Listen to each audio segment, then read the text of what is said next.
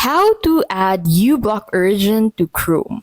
In this video, I'll show you how to add uBlock Urgent to Chrome. So to get started, go ahead and open Google into your browser.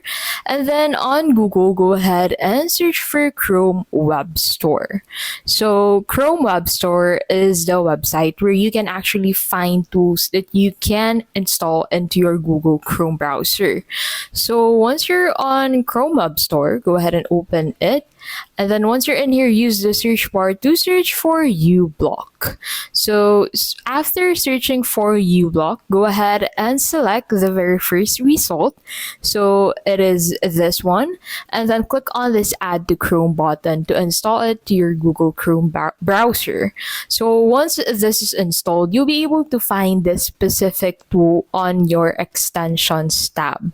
So you can find the extensions that you have installed on your Google Chrome browser by clicking on this puzzle piece icon at the top right of your screen. So once you click on it, you'll be able to find uBlock. And once you open uBlock, you'll be able to activate it. And that is how you can basically add uBlock Urgent to Chrome.